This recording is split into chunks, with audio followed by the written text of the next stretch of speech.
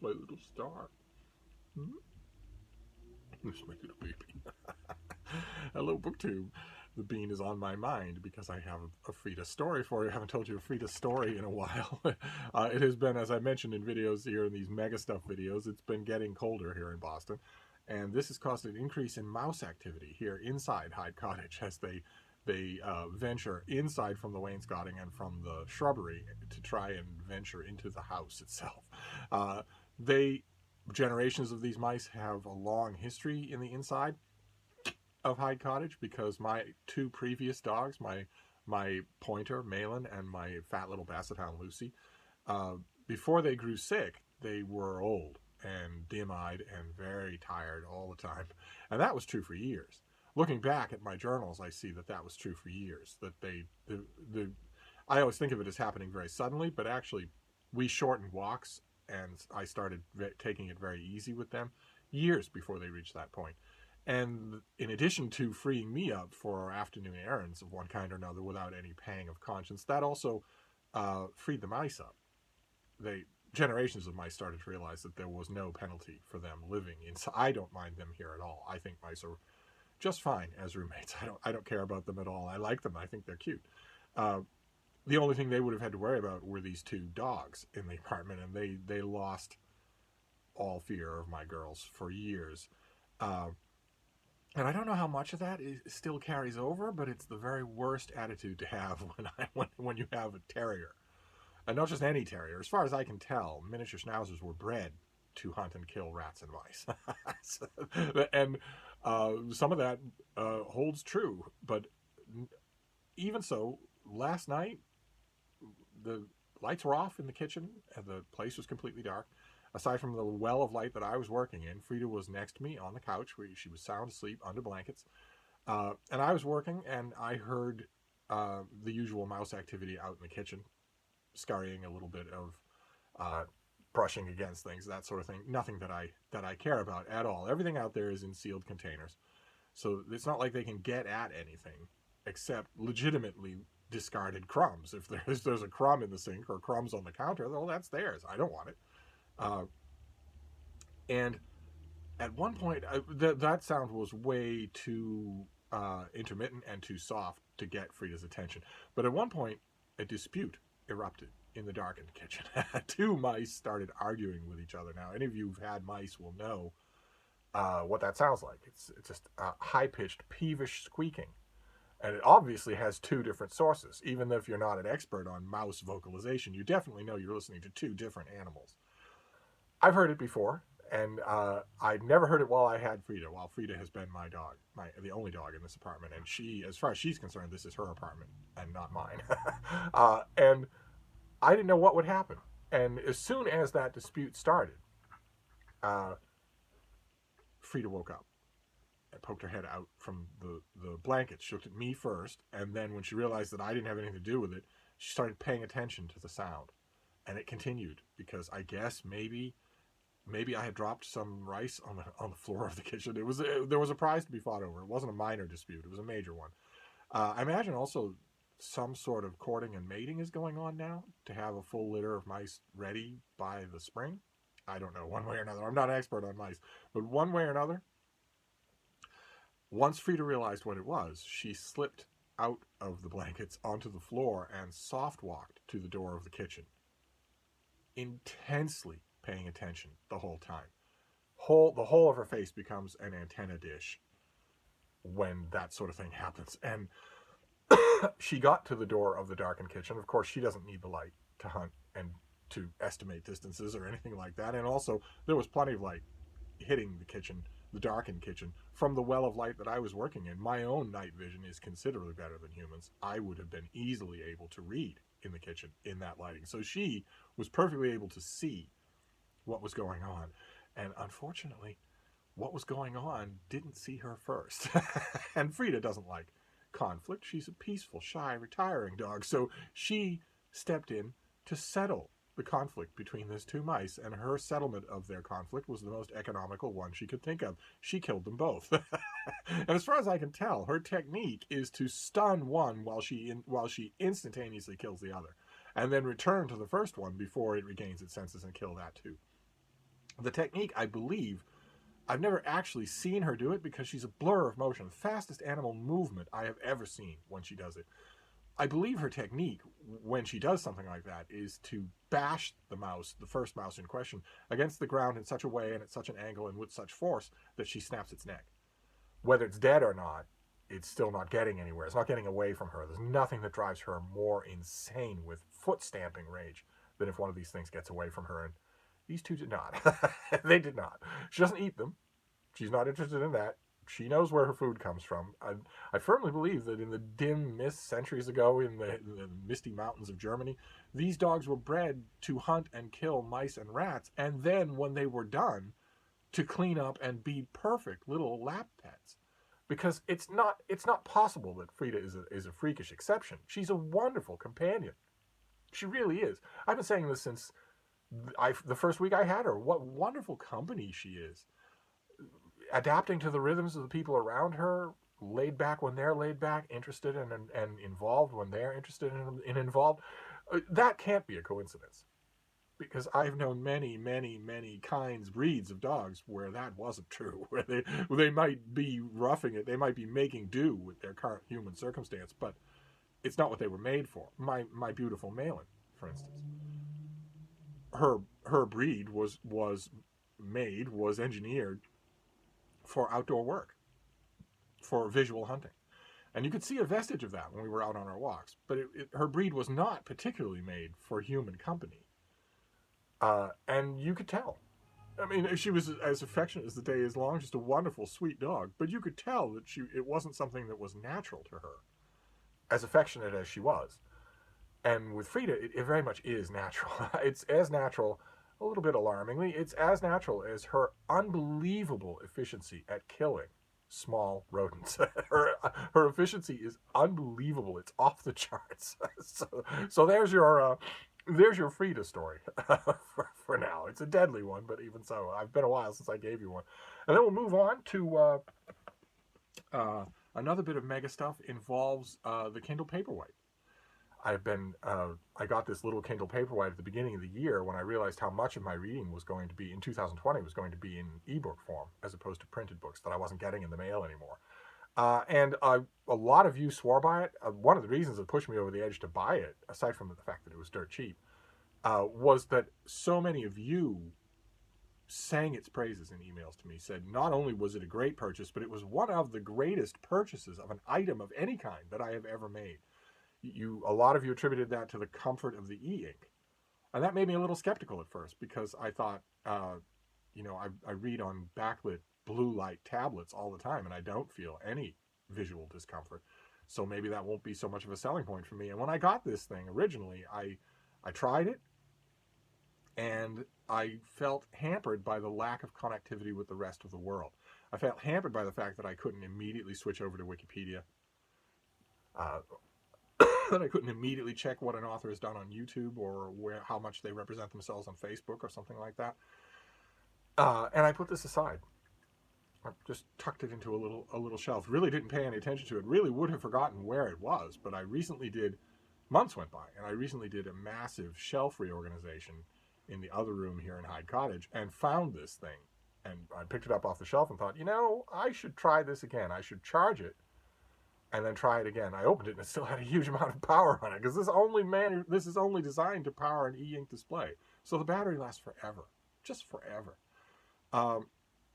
And part and parcel of the rearrangement was that I got rid of all the printed paper books that were in the bathroom where I do, those of you who are of a certain age will nod in agreement, where I do a large amount of sitting and a large amount of reading. I do that in the bathroom. I got rid of all those books. As I figured, you're soaking this little room 3 times a day. That water's got to go somewhere. You're just asking to damage those books. Whereas this thing can be dunked in water. It's water resistant. That's one of the selling points of this Kindle Paperwhite. So I put this on the little shelf next to the seat of ease in the bathroom and started using it, and I have been loving the experience. Absolutely loving it. So much so that I have taken it outside the bathroom. I ended up walking around with this thing as just a book that is always with me. And that is fantastic. But The MegaStuff mentioned today, there's another one that I want to get to. I want to get back to this, to Kindles just in general. But the MegaStuff mention that I want to mention first about this device is disturbing. Because one of the books that I was reading, an e-download that I was reading on this device just the other day, I've fallen into some of the wonderful, comfortable habits of this thing of highlighting passages, making notes on passages, that sort of thing. I love it. But I was reading a book in which one of the characters invests in a narrowboat. Those of you in the UK will know immediately what I'm talking about. Narrowboats and narrowboat people are, it's a popular lifestyle alternative for some people. They sell the house, they sell the mortgage, they get rid of the business, and they move on to a narrowboat in the British waterways, the waterways of England. And they go through the locks and canals, and they live on this little narrowboat that's no more than 6 feet wide, but that might be 30 or 40 feet long. And a lot of them have video YouTube channels and whatnot. And I've watched some of those channels. They fascinate me, absolutely fascinate me. At one point, a very popular and then very unpopular YouTuber named Alex Day moved onto a narrowboat with his girlfriend. And when he was still making videos for the public, he now makes videos just for his patrons. But when he was still making videos for the public, a lot of those videos are about their life on board that boat. And that was fascinating. That was my introduction to narrowboat living. And I moved on from there to other people. And I was annotating that. I wasn't annotating much about narrowboats. In fact, I don't think any of my notes were specifically about narrowboats. I was just annotating the book. What happens to the characters when so-and-so is first mentioned? This struck me bad, and it struck me bad for a reason. You want notes like that because you might tell yourself that you're going to remember all that stuff, but you're not, especially if you read as many books as I do. So you want those notes to remind you of everything, especially before you start the reread that precedes the review. So I made all those reviews, and I thought nothing of it, and then something terrifying happened. Quiet, terrifying. I was on my laptop. I was on my MacBook Pro, and I went to Amazon.com to look for something or other. Rice, probably. I went to Amazon.com. And at the bottom of the screen of my shopping were banner ads for narrowboat supplies and narrowboat guides and guides to the canals and channels of England. All of it lined up at the bottom there. Now, I want to ask if that's ever happened to you, but I know already the answer will mostly be yes. And that is quietly terrifying. I try not to think about it, and I always warn all of you, when you get a new electronic device, do everything you possibly can in the settings to stop it from observing you, from listening to you, from watching you, from paying attention to your data and collating it for other people that you don't know about. I always urge you, go into the settings and shut all of that off. Shut off Siri, shut off all the notifications, shut off anything that needs an audio component, because that means the machine has to be listening to you in order to collect that component. Shut off all of that. And the horrible reality behind all of that advice is that is only part of the way. The device is still listening to you, even if you do that. Those controls aren't absolute, obviously, or they wouldn't be in your power. The clearest way to know that apps and devices and mega websites are listening to you is to listen to their CEOs, because their CEOs, if their CEOs say one thing, the exact opposite of that thing is true. And when Mark Zuckerberg of Facebook was in front of Congress, having raised his hand on a Bible, having sworn to tell the truth, he was being deposed by Congress, and a congressman asked him, do these devices listen to people, even after they've turned off the permissions? And Zuckerberg, those big owl eyes of his that don't blink, and his mouth that doesn't move when he talks, or that moves out of sync with what he's saying because we don't know what planet he really comes from. He said, Senator, that urban myth about how we listen to you, we don't do that. Okay, so quite apart from anything else that you see or that you experience on your own, that itself is prima facie evidence that they do, in fact, listen to you. But what more evidence do I need? Why would Amazon be showing me an endless amount of narrowboat-related content unless it knew what I was reading on my Kindle app? And at the very least, the Amazon store and the Kindle app were communicating with each other. Now, I don't believe that's true at all. I don't believe that they would communicate I don't believe it's in-house communication. If the communication is happening, then it's being bundled and sold to other parties. But that was chilling. absolutely chilling to have that happen. And I'm sure that if I racked my brains, I would remember times when it's happened before, and I just haven't noticed. It just so happened that this time the subject was so unusual that I did notice. But that brings me to my next MegaStuff bit here, because as you can see, here I'm going to show you. I bought props. I've got the Kindle Paperwhite. I've got an 8-inch Kindle Fire, and I've got the big 12-inch Kindle Fire. So I'm into the Kindle ecosystem. I have bought all of their representative products. I've bought the Kindle Oasis, and it may be that I need to retire this Star Trek device. It may be that I need to do this. There seems to be something wrong with it. I've turned it off and turned it on. I've reset it a number of times, and it still shows me, for instance, selections in my Kindle Unlimited library from 10 refreshes ago, books that aren't in my library anymore. The front display seems frozen.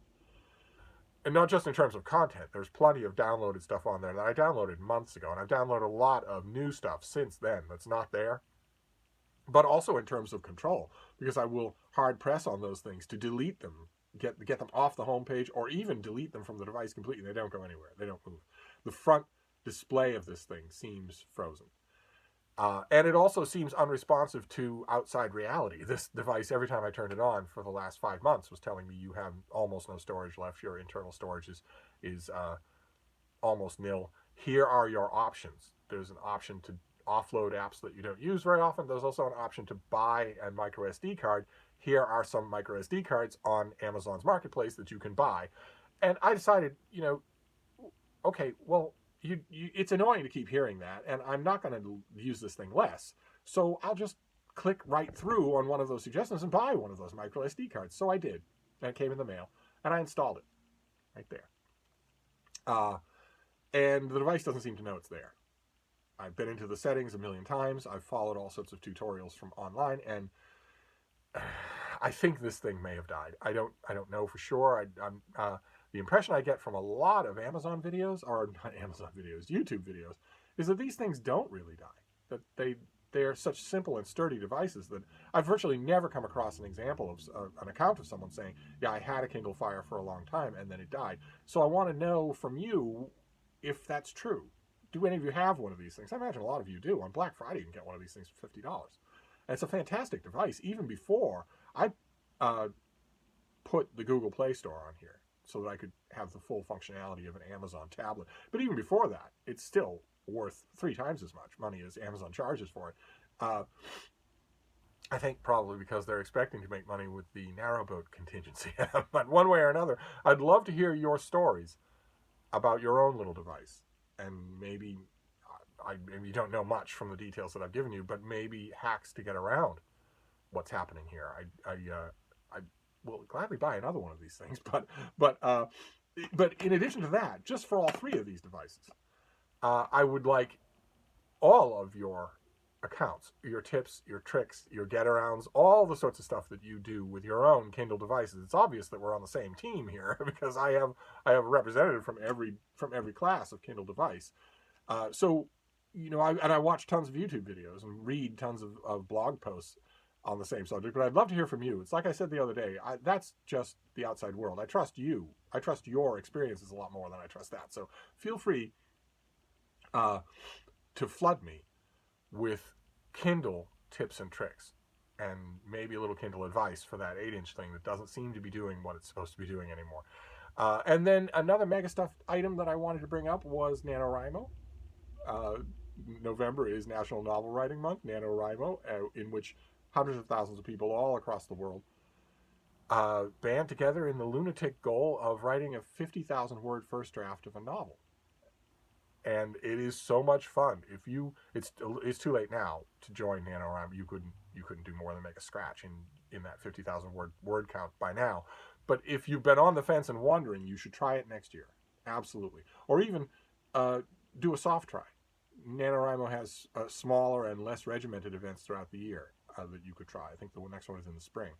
But I have been writing NaNoWriMo for years, and this is my first year pantsing. This is my first year writing a book where I don't plot it first, where I haven't programmed it out. It's a science fiction space opera called Bear or Burning Spear. And it's about, in essence, the main moving part of it is a routine planetary survey mission that encounters an artifact on a planet, all very familiar to science fiction writers. I decided not to try and reinvent the wheel. I'm not clever enough for that. Instead, my goal is going to be to make it readable, make it enjoyable, whether it's familiar or not. And I've been writing it. I've been having a blast. I've been adding characters and keeping track of them. I've been guessing sort of where I want to go with the story and planning along those lines, but all on the fly. No plotting, no writing things down. Such an amazing experience. It reminds me, I've mentioned this before, it reminds me of an anecdote that a writer said, that writing is like being in a car with no headlights, just a flashlight. And you're in the dark, and all you can see is that beam of light and the little bits that it illuminates on either side. You can't even see major obstacles coming until you're right on top of them. That metaphor has been coming to my mind often as I've been doing Nanowrimo this year, because that is true and also thrilling. I thought that would be horrifying, but it's been a revelation for me. But I have now reached the point in science fiction space operas. You have a breath. And that is the exciting part, the dialogue, the action, the question marks that come up, the hooks to the reader, the way to not let the reader get up, not let the reader lose interest. And then you exhale, and the exhales are the little blocks of exposition that you need to dump along the way, or the reader won't know what you're dealing with. And I have reached a point now where my little exhalations of exposition involve that alien artifact, which is old and which is a technology that none of my main characters or their supporting society knows anything about, and it's about to be key in the storyline, especially with my main character.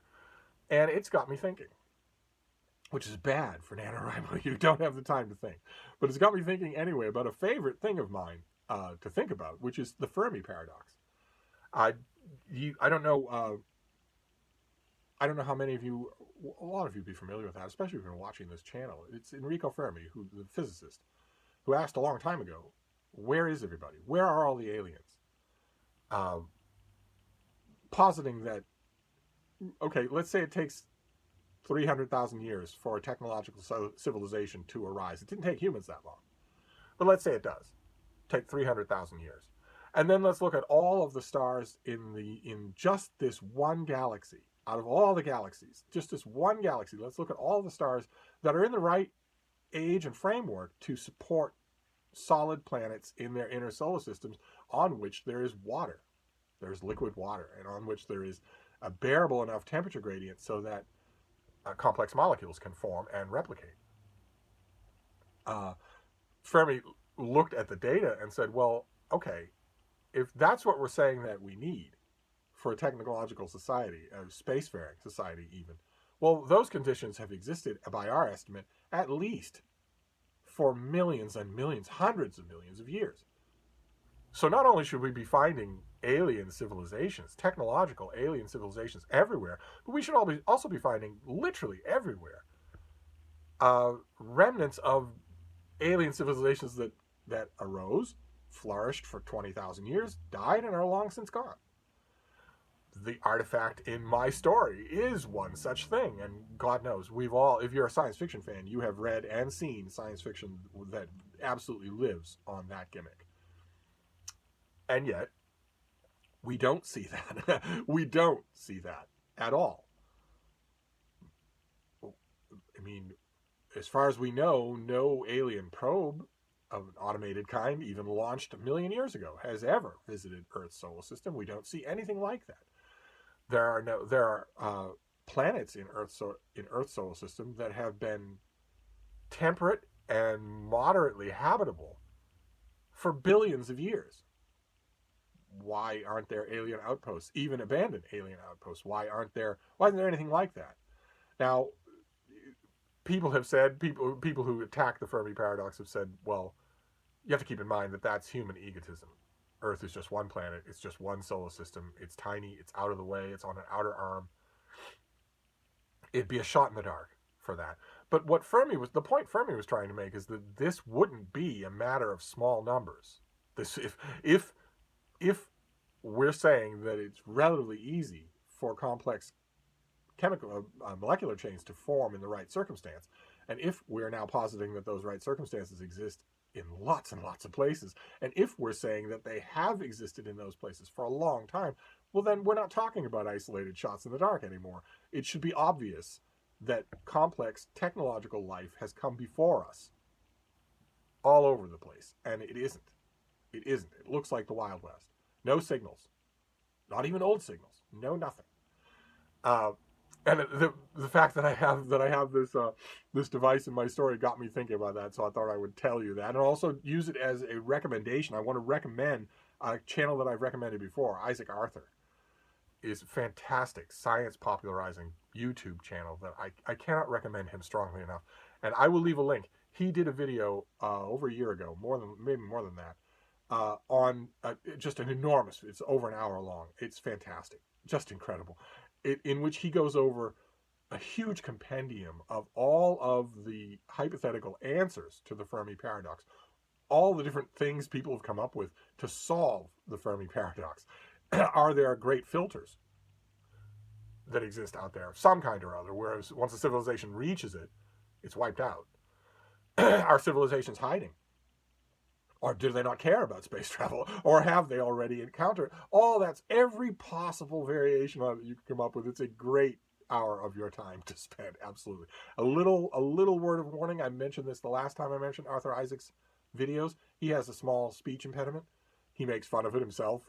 It's no big deal. It will take you, I would estimate, about a minute and a half to acclimate to the sound of it. There are a couple of sounds that he can't make with his palate. That's all. That's all there's to it. A couple of sounds out of the million sounds that humans make in order to speech. There are a couple of them that he can't make. It takes a tiny bit of getting used to. When I first listened to his videos, my first thought was not speech impediment. It was, what region of the American South do you come from? I didn't even notice that some of the fricatives just weren't there. So I'll leave a link to his Fermi Paradox compendium, because it is incredible. It's well worth your time, and it's on my mind because, you know, unexpected by me, I am butting up against the Fermi Paradox. I'm going to have to come up with a reason why this alien artifact and the culture that produced it is no longer around. I'm going to have to come up with a reason for that. And my characters are obviously, if they're a spacefaring civilization, they're obviously going to have thought about this a lot themselves.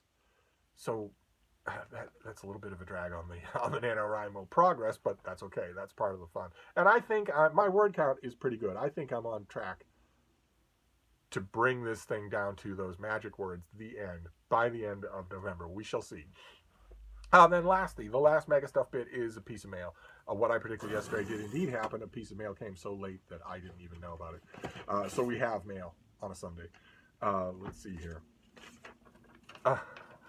Okay.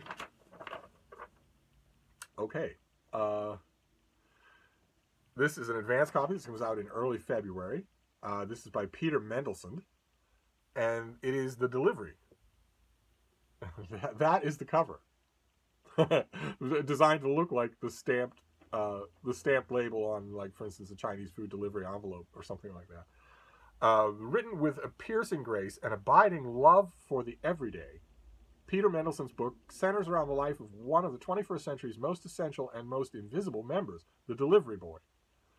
A refugee from a totalitarian regime working at a warehouse in an American metropolis, the novel's delivery boy spends his days navigating the city by GPS, weaving in and out of traffic on his bicycle, catching brief glimpses of the lives of his customers, a sliver of someone's apartment through a crack in their door, a touch of a hand as he exchanges package for a tip, the smell of takeout wafting from the plastic bags hanging off his handlebars. The novel takes place over the course of one day in the delivery boy's life, acting on his growing infatuation with one of the warehouse dispatch girls, simply named N, the letter N. He skims some money to buy her a gift, only to be caught by his supervisor. As punishment, he's sent on a long, dangerous journey that permanently alters the course of his life. The delivery acts as a parable about the elusive nature of freedom, and also about the boundaries of our empathy and how we think about those who live at a distance from us. Throughout the novel, in a series of parentheticals, we learn that the narrator is a refugee himself, one who made his migration several decades before the main characters, and who attempts to imagine himself into the life of the delivery boy. And Peter Mendelsohn is a novelist and graphic designer and the creative director of The Atlantic. He's the author of 3 books about literature and the visual imagination. What We See When We Read, which I think I read, Cover, and The Look of the Book, jackets, covers, and the art of at the edges of literature. That one I feel certain that I read. I'll have to check my shelves for him. He'll be in here. Those 2 books will be in here if they're here. His debut novel, Same Same, was published in 2000. Oh, I read Same Same. Okay. All right, so I am familiar with this author. Okay. Great. So this comes out from Farrar, Straus and Giroux in the first week of February. And it's about a delivery boy. And that's going to be fascinating on its own because I'm sure I'm not alone among you, right? I'm sure I'm not alone in November of 2020 in having relied a lot more on anonymous delivery boys this year than I have in all previous years combined. I have deliveries here, and this book will be a very good reminder that there are actual people who are making those deliveries. I don't think I get any deliveries on bicycles, but nevertheless, those people are out and about, and that pub sheet referred to them as essential workers. It's certainly been essential to me. So I guess we'll end our MegaStuff video the way we began, with me asking you questions. I kind of like that, considering how many Q&As I get aimed at me. So I want to know about incidences in which your technology has obviously been spying on you. I'm not talking about the really easy stuff, like if you have an AI valet in your living room that you call out its name and you ask it questions. You absolutely should not have such a thing.